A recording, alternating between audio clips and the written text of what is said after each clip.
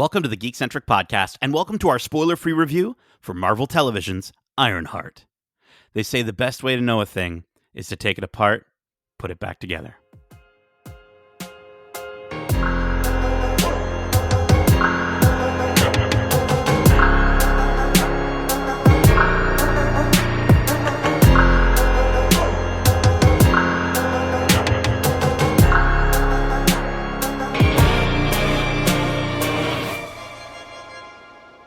Welcome to the Geekcentric podcast. My name is Nate, and this is our spoiler-free review for Marvel Television's Ironheart. A huge thanks, as always, to our lovely friends at Disney Studios Canada and Marvel Studios for letting us watch this miniseries early for review. If you're joining us for the first time, we are Geekcentric, a podcast celebrating the world of movies, TV shows, games, and all things Geekcentric. And listen, like any good hero in an iron suit, there's no way I could take on this review on my own. So, of course, I've got some assistants with me online to help me out. First up, Megan is online to help me out with some mindfully enhanced guidance and navigation. Or Megan. Oh my God! Well done. Where's he going with mine, though? That's I wonder. Well, listen, hang on. I got to run diagnostics on you, because hacking his way into my psyche, we have my digital assistant for research, calculation, and yield, or Darcy. And yield. And yield. That's the Y. I was like, where are you going to end with the Y? Okay, that works. I feel like you deal with yield. Don't we talk about yield all the time? You bring up yield all the time with your... Yeah, I guess so. I feel like I've done that never. Maybe. I don't know. There like a Twisters movie where you're like, the truck wouldn't have enough yield to be able to hook into the ground. And No. I was just saying that there wouldn't be enough. Like, that was the auger. The augers aren't strong enough. I got my augers and my yielding. Okay. This is why I need assistance. This is why I need help. Okay. Anyways, how is it going, friends? How's it good? How's it good? How's it good? How is it good to be back in the MCU? It's pretty good. Yeah, it's good. Yeah. It's it's funny. We heard about Marvel Television's Ironheart. It feels like forever ago now that it was announced. It was originally slated to come out in 2022, and there were some pushbacks for various different reasons. But I'm happy it's here for everyone to enjoy now. We can finally see Riri in her own story outside of Wakanda Forever, and I know she is very much a beloved character. Before we get into things, either of you familiar with Riri Williams on the comic book side, even before Wakanda Forever? Yeah, Riri made her debut at the peak of my comic reading. Another Brian Michael Bendis creation that just instantly was so relatable for so many reasons. And just the story with the AI Tony Stark in that comic series and just how she deals with her origin story is just really cool. And I was really excited to see that adapted in the MCU. That's neat. I'm very much detached from the comics side of things, so this is a new character for me as of Wakanda Forever. Yeah. Okay. Yeah, I've heard the name Brian Michael Bendis quite a bit in the comic book world, and so yeah, when we get a chance, Darcy, send me some of the links to that, because I think I remember seeing cover art of Riri before, but I don't need to send you anything. It's Miles Morales, Brian Michael Bendis. It's like the same timeline where he's like, I'm going to make a new generation of heroes, and just he came up with Spider-Man and then the next Iron Man essentially, and they both just took off. They're incredible characters from the get-go. Okay, cool. So Ironheart is a relatively new character then in the comic within world. The last 20 years, which I still say relatively new because the comics have been around forever. Yeah, and I definitely need to maybe continue reading. There was a time where, I got an iPad mini. I was so hyped to start reading comics, and I read a little bit.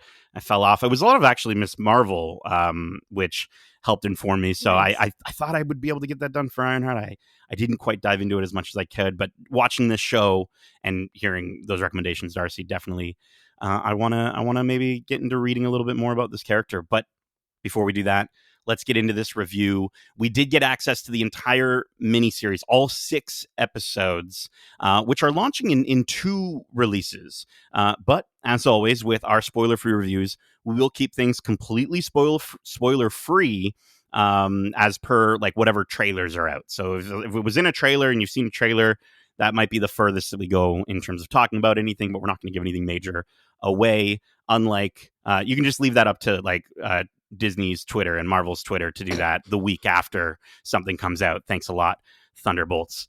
Yep. Anyways, I'm not upset about that at all. But let's get you up to speed with a synopsis for this miniseries. Set after the events of Black Panther: Wakanda Forever, Marvel Television's Ironheart pits technology against magic when Riri Williams, a young genius inventor determined to make her mark on the world, returns to her hometown of Chicago. Her unique take on building iron suits is brilliant, but in pursuit of her ambitions, she finds herself wrapped up with the mysterious yet charming Parker Robbins, aka The Hood. The series stars Dominique Thorne, Anthony Ramos, Lyric Ross, Alden Ehrenreich, Regan Aaliyah, Manny Montana, Matthew Elam, Angie White, Zoe Tarakis, Shakira Barrera, and Shea Coulee. Shanaka Hodge is the head writer. Episodes are directed by Sam Bailey and Angela Barnes, and executive producers include Kevin Feige, Louis Desposito, Brad Winderbaum, Zoe Nagelhout, Shanaka Hodge, Ryan Coogler, Sev Ohanian, and Zinzi Kugler. Produced in association with Proximity Media, Ironheart launches on Disney Plus on June 24th, 2025, which is today. The first 3 episodes are out right now, so maybe you've already watched them, or maybe you're thinking about watching them. And then the final 3 episodes, as I mentioned, it is a 2-week release period. The final 3 episodes are dropping in a batch next week. So let's get into this. I know for all of us, the first time we saw Tony Stark flying around in Iron Man tech, it was a magical moment. But of course, we've seen that so many times now as Marvel fans. We're used to that sort of thing. But now we're getting to see it here with a fresh main character at the helm of these iron suits. I want to throw it to both of you, each of you, either of you.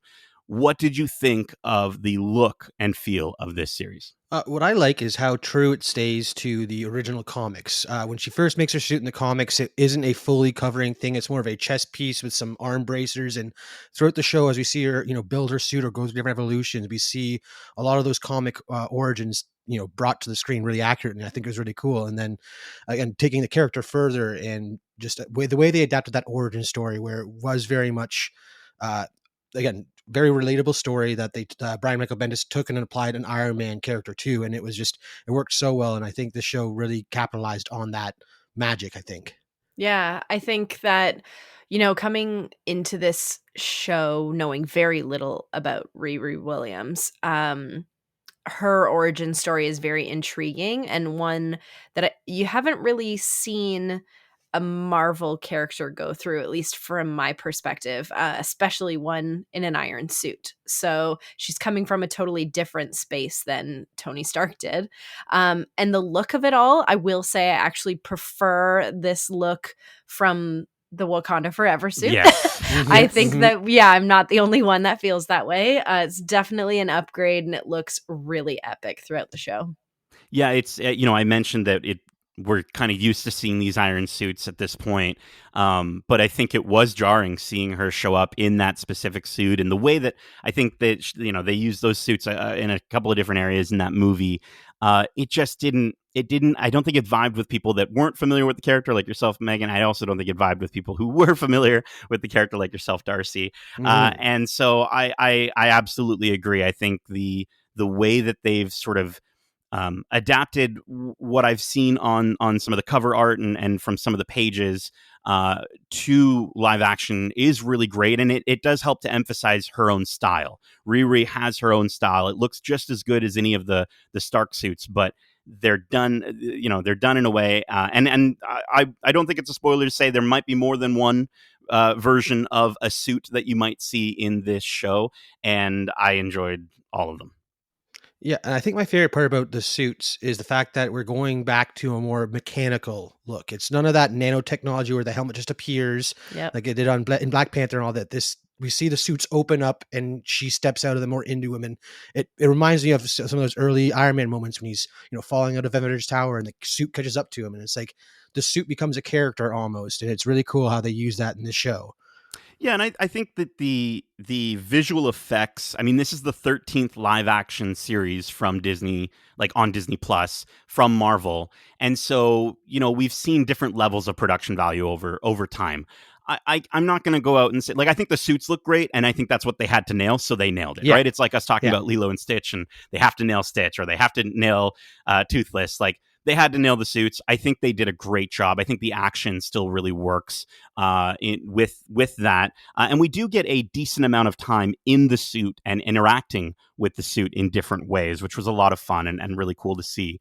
I think the other visuals in the show do feel reminiscent of a Marvel show that you'd expect to have come out in 2022, and so I will say it's nothing. There's nothing else other than that that's really outstanding. But in the general look and feel of things, I think there were some really fun shots with this show, and I love how they sort of sneak in little visual elements in there. Like there's a moment with, like, if you keep your eyes peeled, as all Marvel fans should and always do.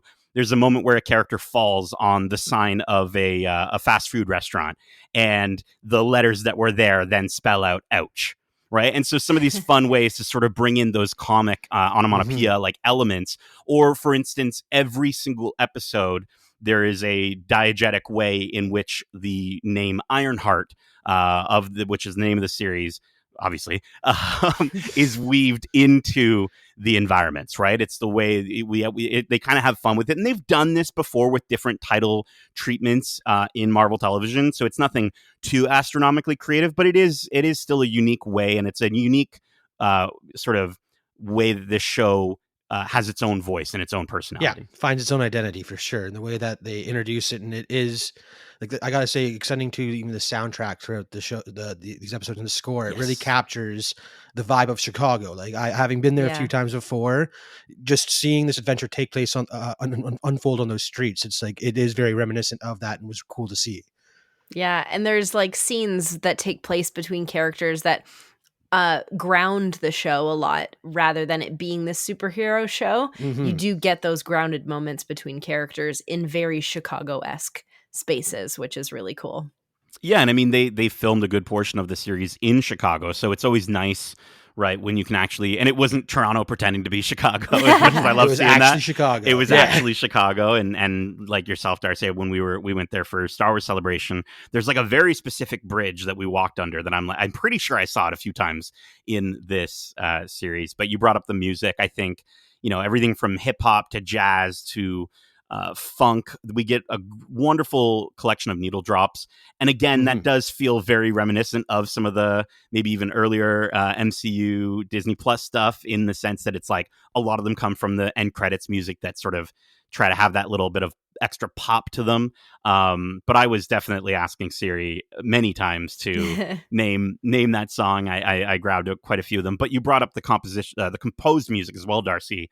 I think the music by Dara Taylor is great. Like, I think it still has that very classic heroic Marvel style, but then there's the synth element, and it does kind of marry the tech and magic sort of vibe together. There were a few moments where the music felt a little too sort of just background at times, where I kind of wanted it to sort of feel a little bit more emphasized, but in that same regard.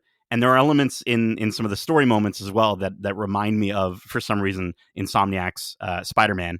But there did feel like there were moments that sort of felt like, oh, you're not supposed to be focusing on the music, so it's really going to play in the background. But I'm not sure if that picked up for you guys or not. But yeah, I definitely get what you're saying, but I feel like even at those times, it was its own voice, which I think the show really nailed. It was trying to set up the tone of a younger generation Iron Man story type thing, and I think it really does it well in terms of how consistent it is throughout the series, and with those needle drops and transitions between the composed music and not. Even if there are times where it feels a bit lacking, it still fits the vibe very well. Yeah, I was just gonna add that I really loved the vibe of the soundtrack music, because it felt very much like Miles Morales Into the Spider-Verse for me, which is one of my favorite animated Marvel series. So that really got me into the show. yeah, and I mean, I think there definitely is that vibe, and I think in order to maintain that vibe, you need some characters that might say things like "it's the vibe," and so we definitely got. I got some. There's some interesting stuff with dialogue in this show, but maybe I'm just because I'm old now. But let's kick things off by talking about in performances. Let's talk about Dominique Thorne as Riri Williams, Ironheart. What did you think? I'm going to go first because I feel like I'm going to have the lower opinion of the three of us. Sure. Again, I don't know who Riri Williams is in the comic books, but I found her a difficult character to like. Mm. I don't know if it was the writing or if it was her portrayal of Riri or a multitude of things, but I found her to not have enough exposition in some way. Like every time people asked her questions, it was just I can't, or because she couldn't answer questions to anybody the whole show, and that really bothered me.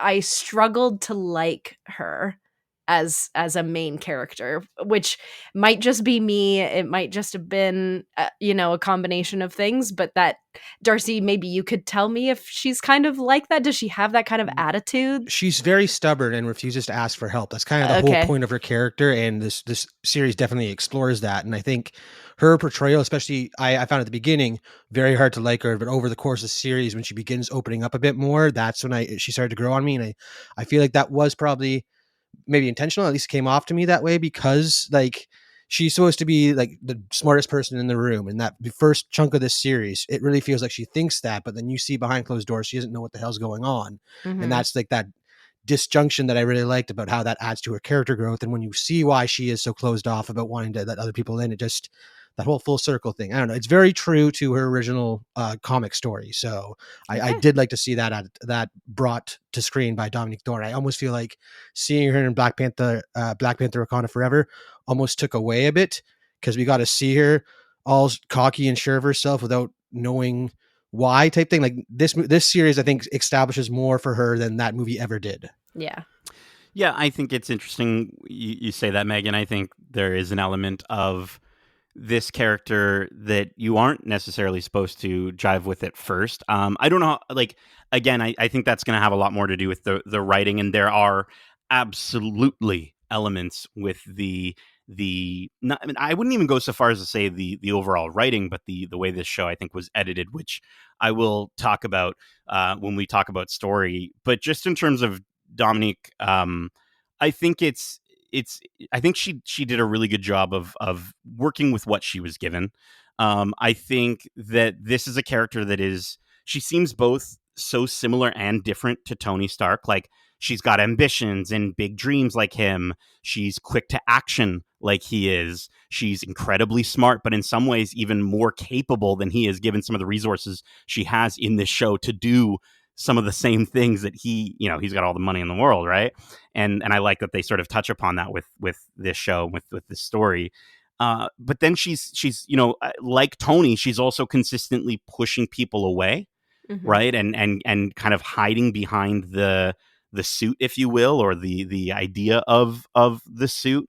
And I think where she differs from Tony Stark, and this is one thing I really appreciate, and I did actually think Dominique Thorne did a really great job with, was the range that we get from this character. The fact that with Tony, if we did get to see his emotions, it took a really long amount of time to do that, whereas she is suffering from very real panic attacks. And that's not something that we commonly see in a main character, especially a hero character in the MCU. So getting to see that suffering and getting to see her, instead of waiting for one big breakdown of the character, we sort of get to go along with her on that journey. And I did appreciate Dominique in her portrayal in those moments, for sure. But another character that I wanted to bring up that I absolutely loved was Lyric Ross as Natalie. Natalie was my favorite character on this show, and it's really tough to talk about her without giving too much away, but she's also got a really great range of emotion, and we kind of get to have a lot of fun with her on screen. She says what she's thinking, and it's fun to watch her face in this show too, because you sort of watch her face and then you get a visual cue to what she's thinking, and then she says it out loud. And it's a lot of fun to sort of just follow that throughout. And she's also this very tragic and morally she has a tragic and morally complex element to her character that really added to Riri's story. And I think it was really cool to kind of have her involved, and I was happy that she was involved and that she's sort of almost as central of a character, because their chemistry is so good together. Like when they're just acting out as best friends, I'm like, I want to hang out with them. Like they look like they're having so much fun. But I'll throw it to both of you. What did you think of Lyric Ross as Natalie? Yeah, I really enjoyed her. Again, you can't really talk much about her story wise, but what she brought to the story was definitely tied to her connection with Riri, because like they were the best friends. Like you said, you felt that realness. They were best friends. They've hung out forever. They grew up together. They know everyone's ins and outs, and just like you said, she brought such levity to certain moments as the way that the person just say what you're thinking type thing. Like I love when we get characters who do that, because half the time we'll be watching like horror movies or some of these movies and be like, well, why are they saying these things? That's just dumb. And then she'll go ahead and say that exact thing that you're waiting to say in that moment. You're like, okay, never mind. Someone's thinking, this works. And I loved her delivery for a lot of that. So it was really cool. Yeah, she portrayed that character perfectly. I think the depth of the character and where she comes from and her relationship to Riri was portrayed so well. And in again, we're trying not to do any spoilers, in the type of character she plays is all I can really say. Yeah. She does such a good job, and that's a tough job to do. So I definitely praise Lyric Ross for her ability to bring this type of character to life. Yeah. Which also just such a dope name, Lyric Ross, bro. Yeah, so cool. Come on. She sounds like a Marvel character already. Right? She absolutely does. We also had Anthony Ramos here as our I think it's in the trailers, we can say antagonistic character. I mean, it was in our synopsis. He's in our synopsis talking Parker, about how it was magic first machine here. So. Sure. So Parker Robinson, the Hood. I wanted to kind of toss it to you, Megan, first. What did you think of Anthony Ramos in this role as the Hood, Parker Robinson? Did it work for you? Here we are with it's okay. me. I don't know what it is with me and a new generation of acting styles. He really plays this character subtly, so subtle that when he has explosive moments, I almost don't believe them. They fair. feel a little over the top to me. And I, in all honesty, I struggled to be intimidated by him. Yes. It didn't come across like he was any kind of antagonist or threat to Riri or any other character, which I feel bad saying, but it didn't have enough weight for me. Yeah, and I think, again, there's aspects to that are more related to the way the character's written, and also what I think was taken away.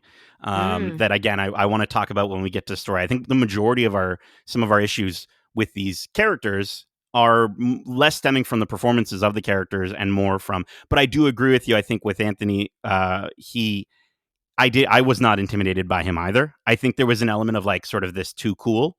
And so you're right. When he does sort of go the opposite direction, it doesn't feel as earned. And I think it's interesting because I think the show touches a little bit on some of his backstory. And those are the moments that I actually thought he was the best in this series, was getting to see a much more real version of this character. I thought it made sense for Anthony Ramos to sort of play this guy. But he also, I think there are also moments where he's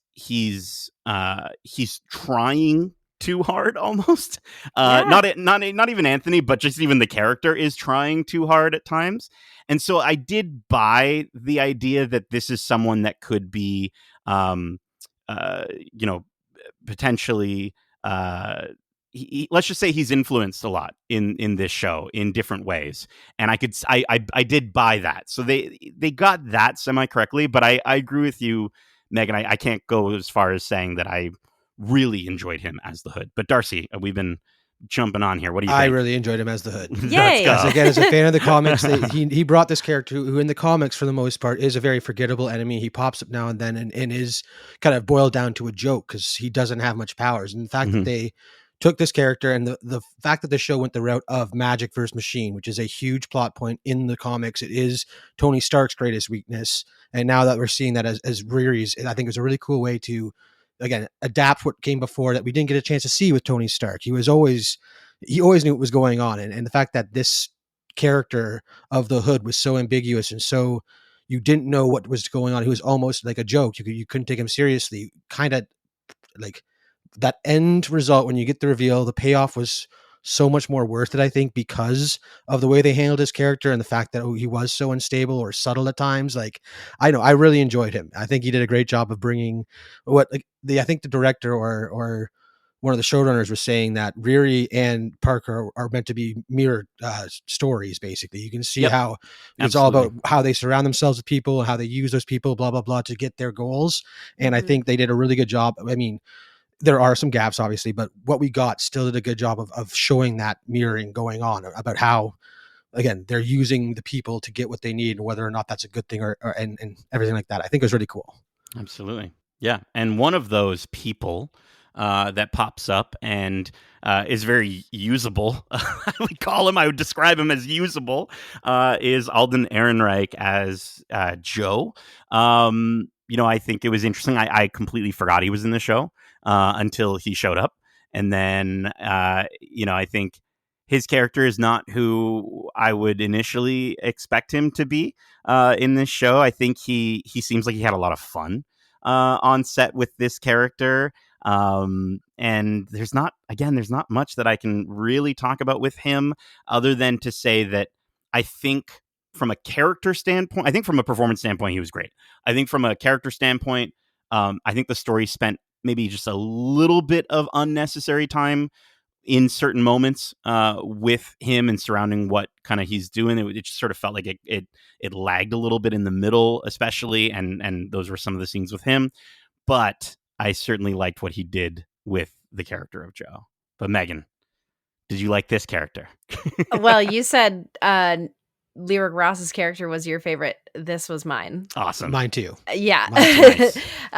Alden Ehrenreich, the moment he popped up on screen, so I didn't see any trailers for this show. I'm on this train now of not watching trailers, so I go into a show blind.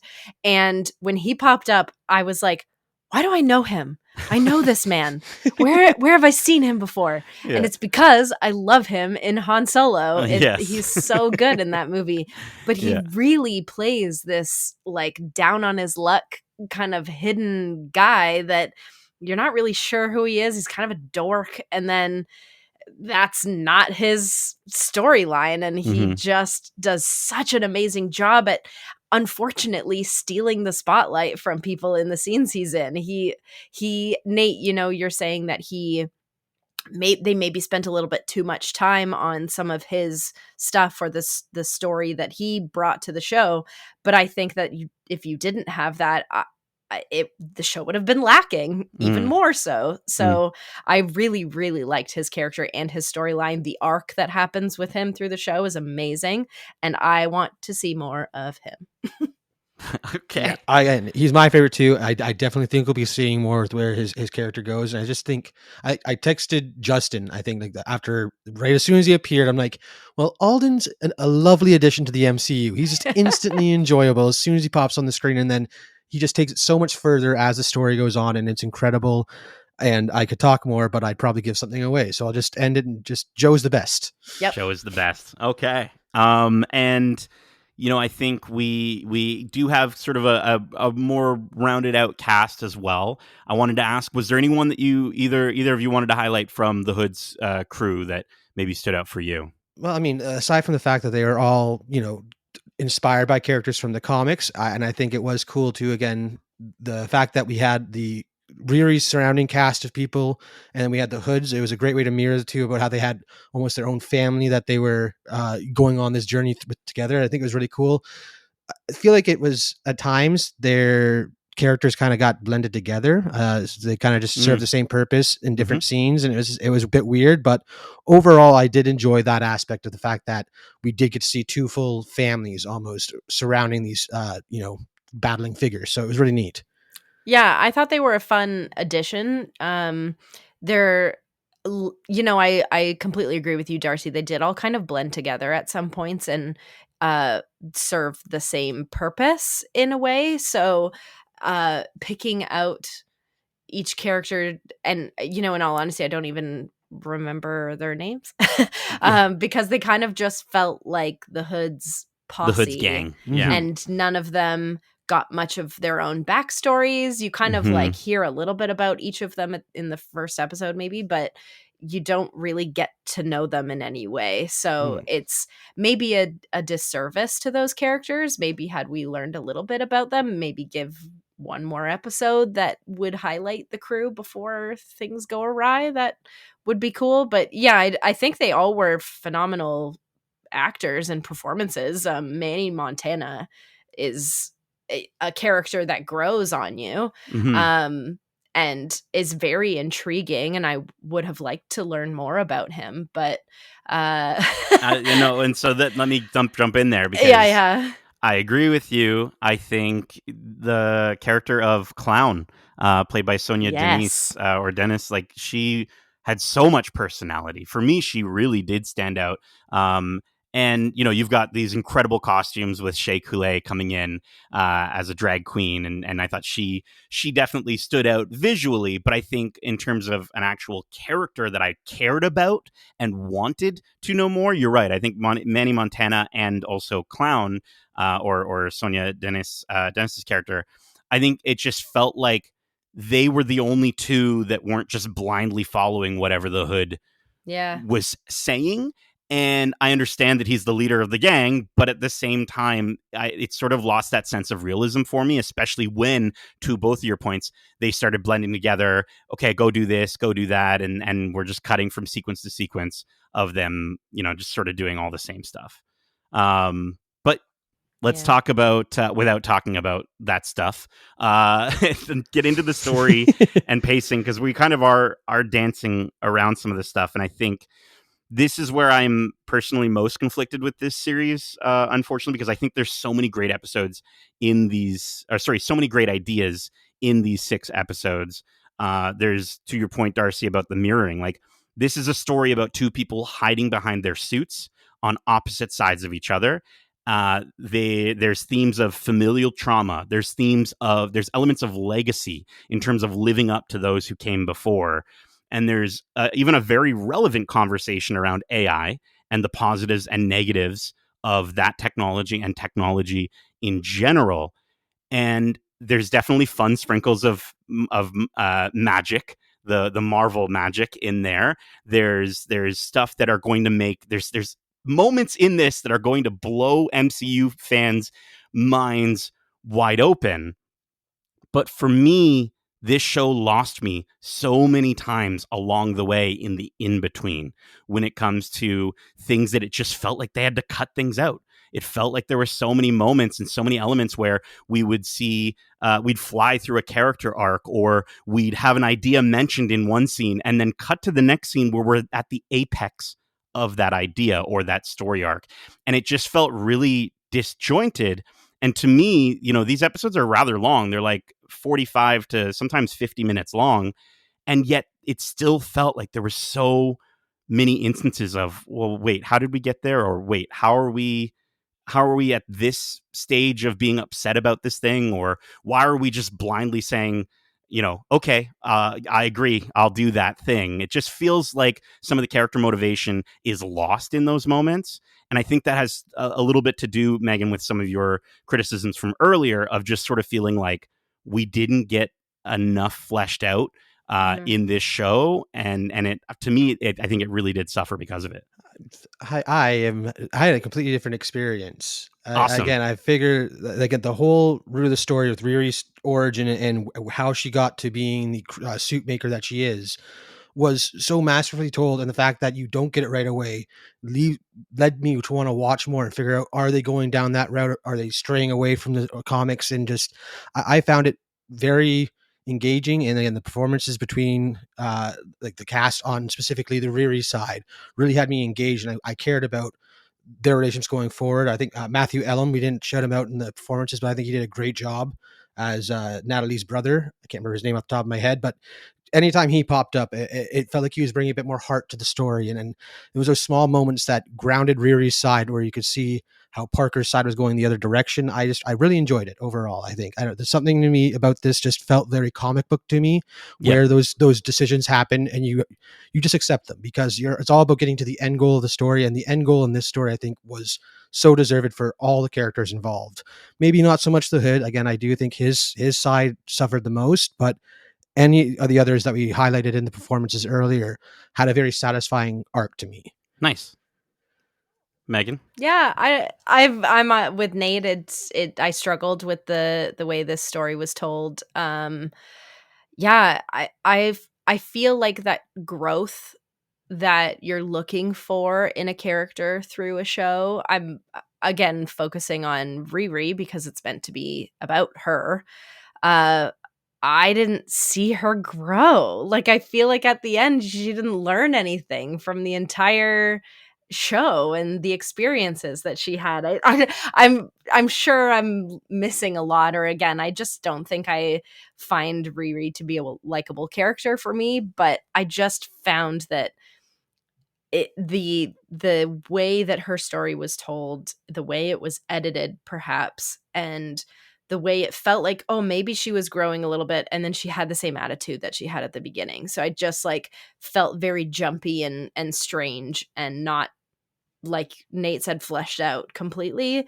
Little disjointed of a show.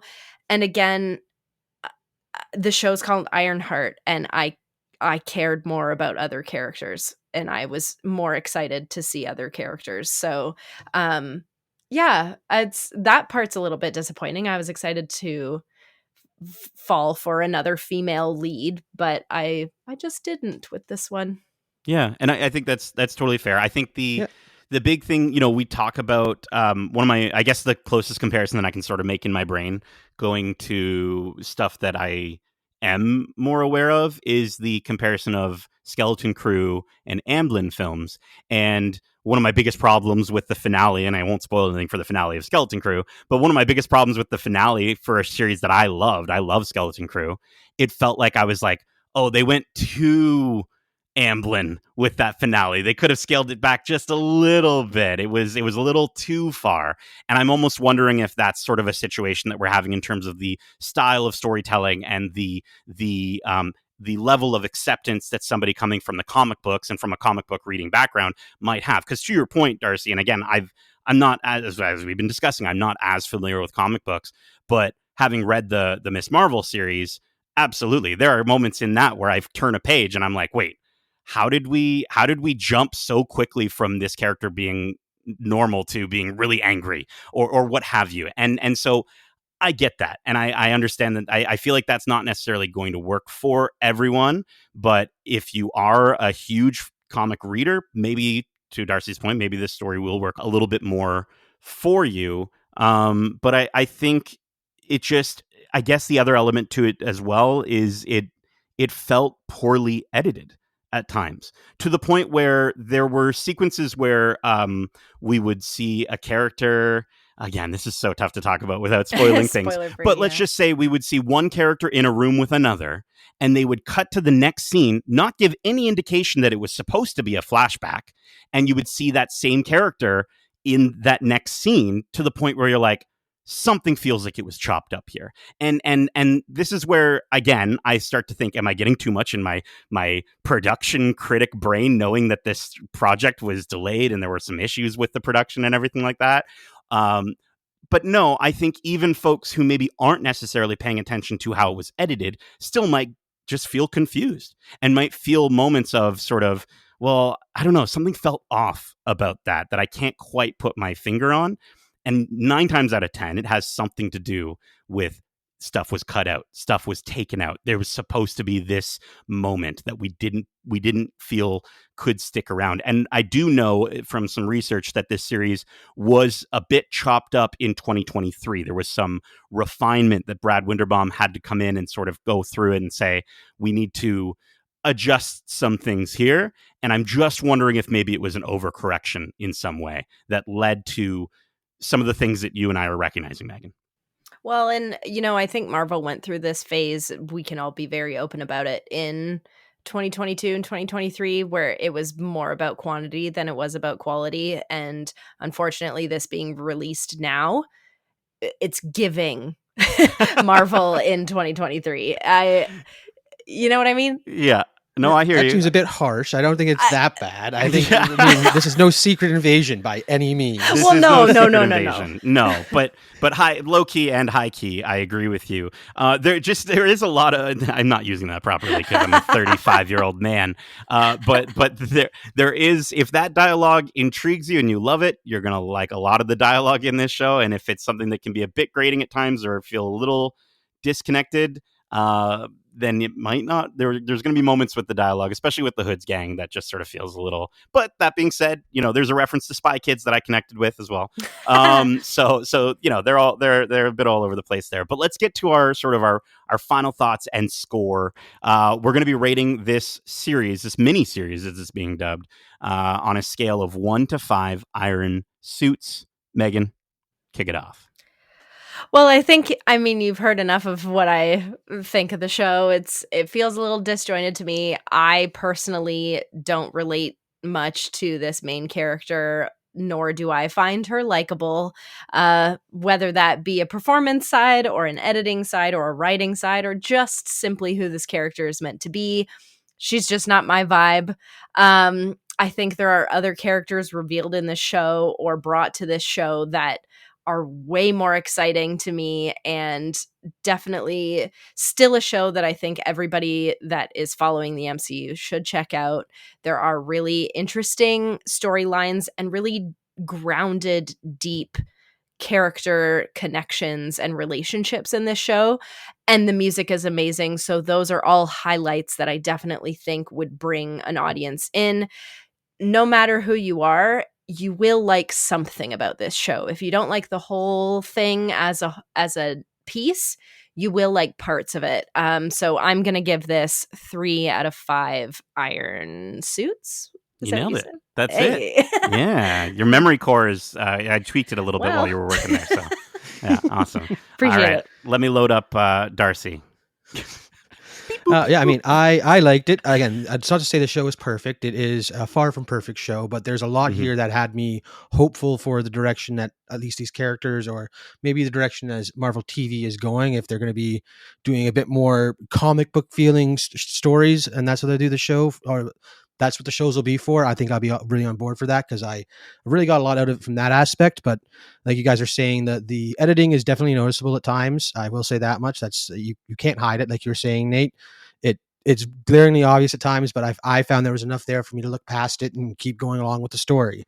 But then the story lacking and being one-sided on Riri's side of the story and not so much on Parker and his crew is where it kind of lost me a bit. Like, I wish we could have gotten more of that, because like you said, there's some really great scenes exploring the backstory of Parker, and then we get very little after that point. And it's just like, you almost went there and you stole it from me. It's a bit disappointing. So yeah, but I did enjoy it overall. Like you said, Meg, everyone will find something to like from this show. There's some nice connections that everyone wants to look for in these shows and movies and stuff like that. There are some juicy ones here that I think should tide some people over until we get the movies coming out this summer. So I give this from 4 to 5 iron suits.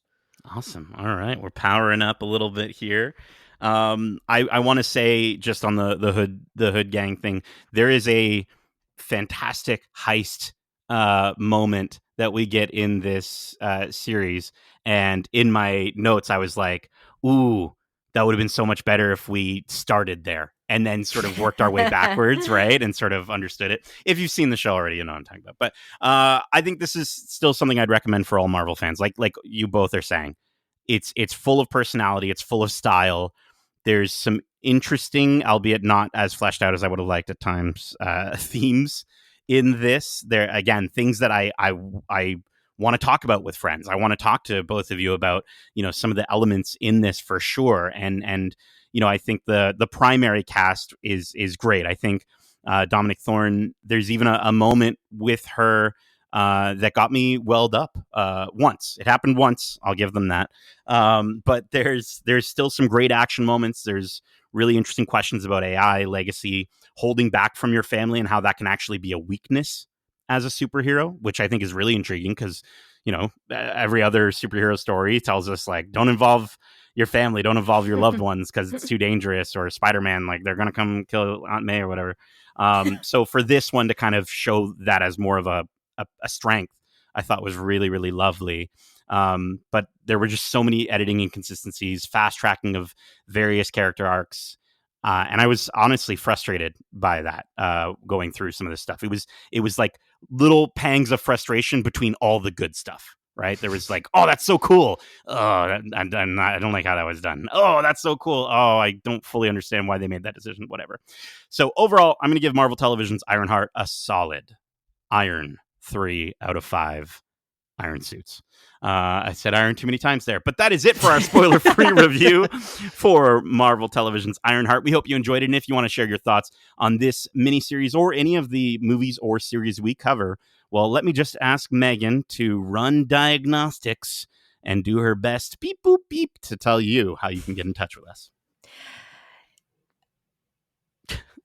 I malfunctioned. I forgot what I was supposed to say. Her battery's not very charged right now. I'm so sorry. Why are you making me do this? Okay.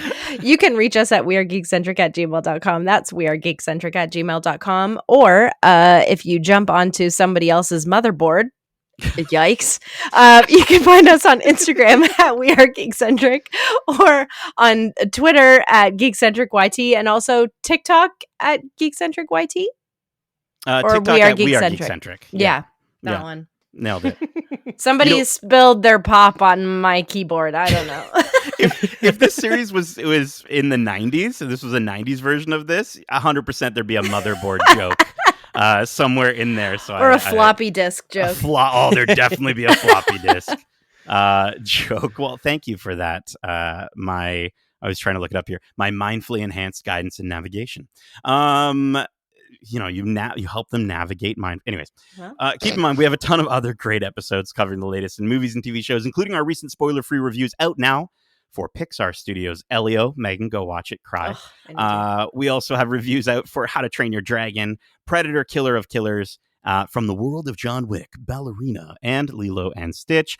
We've also got some great interviews out now to check out, like our most recent interviews with Domi Shi, co-director of Pixar's Elio, as well as Brad Garrett, who's from Everybody Loves Raymond, who plays Lord Grygon in the film. We spoke with them about the film and their experiences behind the scenes, talking about everything from the lessons the film teaches about parenting to Domi Shi's journey stepping into the project midstream. And Brad Garrett even does shout out his brother Raymond at one point. So definitely go check those out. We also have interviews with Josh Wasong, the co-director of Predator, Killer of Killers, and interviews with the cast of Lilo and Stitch and Andor Season 2, and so much more, with record-breaking temperatures here in Canada. I thought it was a hot geek summer before, but it is even hotter. It is the hottest geek summer this year. I hope we all have AC. Oh my gosh, please stay safe out there. Make sure you're getting some air conditioning on while you're putting on your headphones, and checking out some of the other wonderful geeky stuff that we've got coming up, like including an interview with Ironheart head writer Shanaka Hodge and executive producer Ryan Coogler, where I discussed the expansion of Riri Williams as a character after her debut in Black Panther Wakanda Forever, and how this is her own story. It's not an origin story. It's not necessarily a direct continuation either. It's her own thing. And of course, I had to bring up Sinners with Ryan Coogler as well, because that movie, that's a hot movie. Just not even a hot geek. Well, it can be a hot geek. Anyways, we also have even more coverage, including interviews for the third season of the Apple TV original series Foundation, and coverage of the big three in July. We're talking Jurassic World Rebirth, Superman, and Marvel Studios' Fantastic Four. Megan, I know you're super stoked for For those Jurassic slutty little glasses. Jurassic World Rebirth. That was the working title, I think, for it. I'm pretty sure. All of that is coming soon, so be sure to subscribe here, either on your podcast service of choice or over on YouTube, where you can watch all of our interviews and see our smiling faces. Again, that's youtube.com/geekcentric. Megan, Darcy, thank you so much for analyzing this series with me and providing our review. And as Did you we get your say, yield that you wanted? yeah, Did they give you dude, the yield? it was a good yield. Good yield. Great yield. But as we say, love ya. Laters. Bye.